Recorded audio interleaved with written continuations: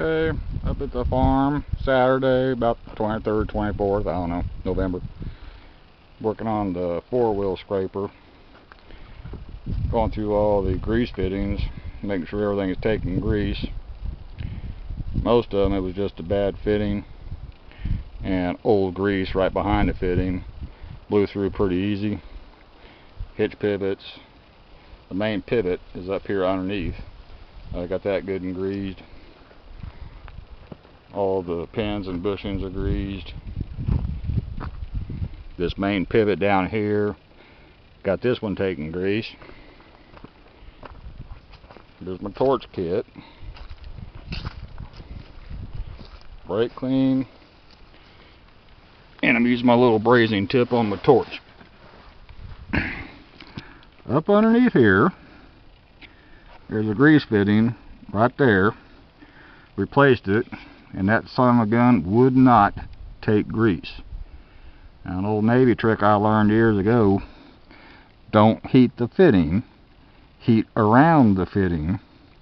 That old grease that breaks down into a hard waxy substance will get soft. You can push on through with your new grease. That's what I had to do on this one.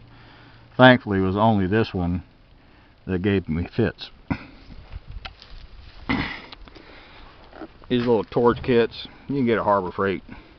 Less the bottles. The bottles you can get at any welding supply. Over there on my dump truck, I had an oops. I forgot to turn off the PTO a month and a half ago, last time I used it.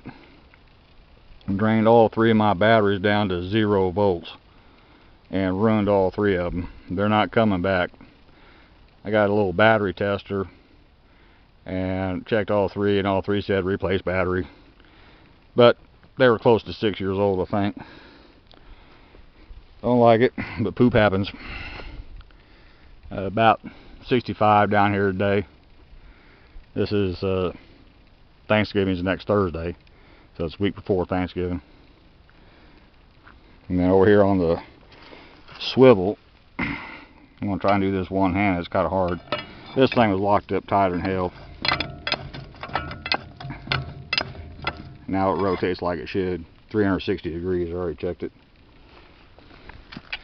Down here is that ball bushing.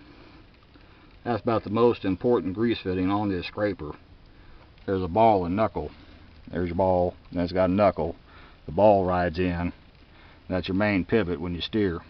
And that has to get grease. There's no ifs, ands, or buts about it. It has to be greased. So, this thing's been apart. I didn't take it apart. Don't know why. They probably did something on the knuckle. Who knows? But don't have much slop in it at all. So they might have found the part to replace it. And this stayed up since the last time I put it up. The cylinder's doing good.